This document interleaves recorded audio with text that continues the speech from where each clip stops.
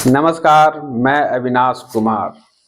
भारत समाधान यात्रा में आज बात सरकारी अस्पताल से जुड़ी समस्या और उसके समाधान पर होगी। साथियों, जन्म से लेकर मृत्यु तक इस जिंदगी के सफर में रोटी, कपड़ा और मकान जैसे बुनियादी सुविधाओं के अलावा शिक्षा, स्वास्थ्य, न्याय एवं रोजगार की भी आवश्यकता होती है। लोगों का सबसे अधिक खर्च शिक्षा और स्वास्थ्य पर होता है, क्योंकि सरकारी शिक्षण संस्थान में पढ़ाई नहीं होने के कारण लोग निजी शिक्षण संस्थान में पैसा खर्च कर शिक्षा प्राप्त करते हैं और सरकारी अस्पताल में इलाज नहीं होने के कारण लोग जब बीमार पड़ते हैं तो निजी अस्पताल में पैसा खर्च कर अपना इलाज कराते हैं। जो गरीब हैं वो पैसे के अभाव में न तो शिक्षा प्राप्त कर पाते हैं और जब बीमार पड़ते हैं तो पैसे के अभाव में वो अपना इलाज नहीं करवा पाते हैं। यानी गरीब लोग जब बीमार पड़ते हैं तो पैसे के अभाव में इलाज नहीं होने की स्थिति में इनकी असमय मृत्यु हो जाती है।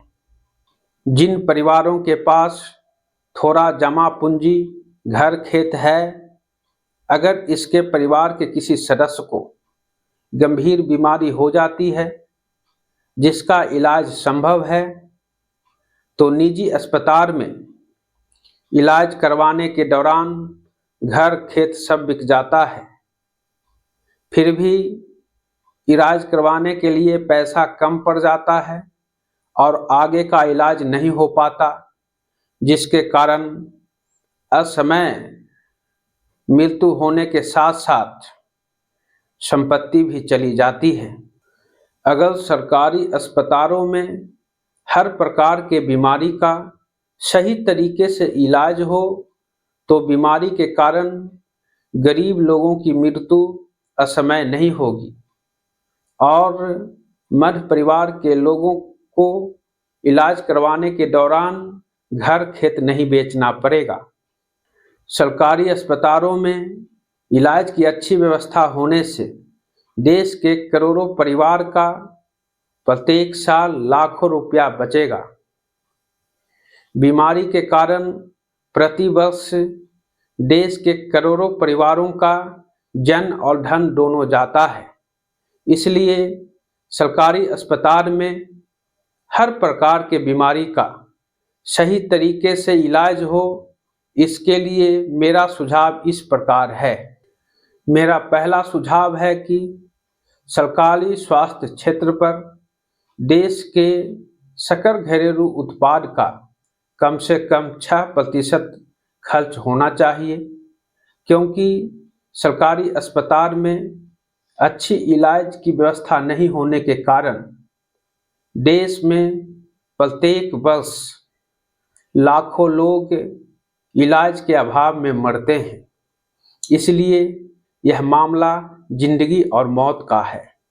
मेरा दूसरा सुझाव है कि देश के सभी छोटे बड़े उपकेंद्र, प्राथमिक स्वास्थ्य केंद्र, सामुदायिक स्वास्थ्य केंद्र, अनुमंडल अस्पताल, जिला अस्पताल इत्यादि सभी सरकारी अस्पतालों में स्वास्थ्य संबंधित बुनियादी ढांचों को मजबूत करें, ताकि जिस सरकारी अस्पताल में जिस बीमारी का इलाज की सुविधा है उस बीमारी के इलाज में किसी प्रकार की कोई कमी न रहे।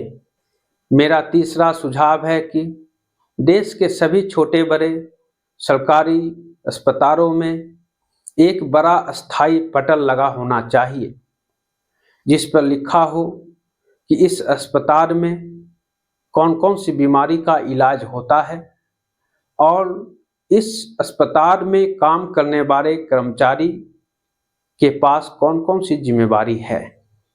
मेरा चौथा सुझाव है कि देश के किसी भी सरकारी अस्पताल में डॉक्टर, नर्स, स्वास्थ्य सेवा से जुड़ी अन्य कर्मचारी का पद खाली न रहे, इसके लिए प्रति वर्ष नियुक्ति होनी चाहिए। मेरा पांचवा सुझाव है कि देश के सभी छोटे बड़े सरकारी अस्पतालों में डॉक्टर, नर्स एवं अन्य कर्मचारियों का प्रतिदिन कम से कम 3 बार बायोमेट्रिक अटेंडेंस होना आवश्यक है ताकि कार्य समय में अस्पताल में रहें। मेरा छठा सुझाव है कि देश के सभी छोटे बड़े सरकारी अस्पतालों में सभी कर्मचारी का वेतन समय पर मिलना चाहिए ताकि डॉक्टर एवं अन्य कर्मचारी अपना काम ईमानदारी से करें। मेरा सातवां सुझाव है कि सरकारी अस्पतालों में जो डॉक्टर एवं कर्मचारी रोगियों का ईमानदारी पूर्वक इलाज करते हैं उन्हें पदोन्नति एवं वेतन वृद्धि का लाभ शीघ्रता से दिया जाए और जो डॉक्टर एवं कर्मचारी अपने काम के प्रति ईमानदार नहीं हैं वैसे लोगों को नौकरी से हटा दिया जाए। मेरा आठवां सुझाव है कि जिस स्तर का अस्पताल है उस हिसाब से सरकारी अस्पताल में दवाई से लेकर मेडिकल उपकरण, सर्जिकल उपकरण, पूरे शरीर के जांच के लिए मेडिकल उपकरण, एक्सरे, अल्ट्रासाउंड, एमआरआई इत्यादि ऐसे हर प्रकार का उपकरण होना चाहिए ताकि मरीज को दवाई या ऑपरेशन के लिए सर्जिकल उपकरण बाहर से खरीदकर नहीं लाना पड़े।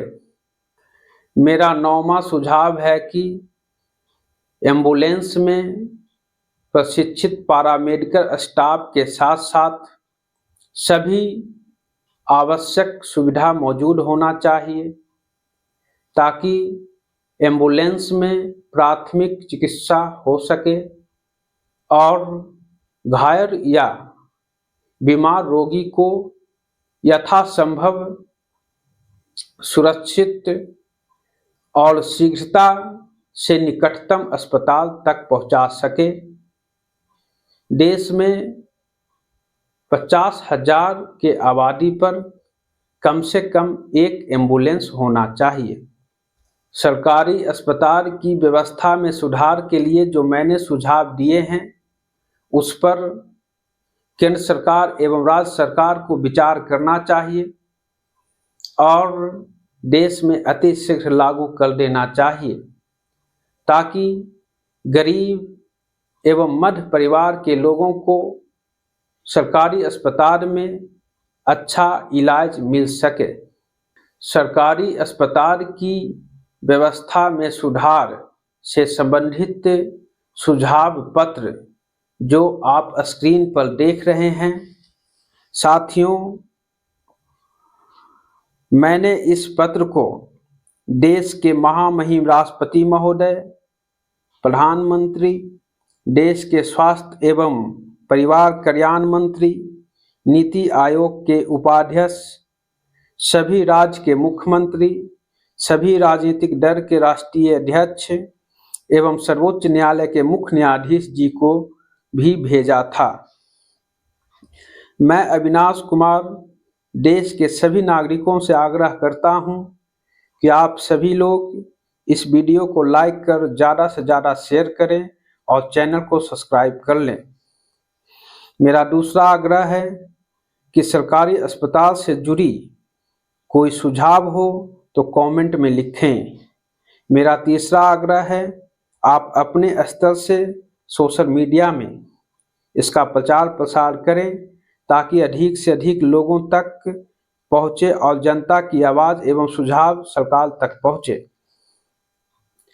मेरा चौथा आग्रह है कि साथियों, आप लोग भी इस संबंध में अपना सुझाव पत्र के माध्यम से सरकार एवं संबंधित विभाग को भेजें। मेरा पांचवा आग्रह है, आप लोग इस संबंध में अपने मनपसंद राजनीतिक पार्टी के राष्ट्रीय अध्यक्ष को पत्र दें या भेजें। स्थानीय विधायक सांसद को पत्र दें और कहें कि विधानसभा लोकसभा में इन बातों को रखें ताकि गरीब एवं मध्यम परिवार के लोगों को सरकारी अस्पताल में अच्छी इलाज हो सके। धन्यवाद।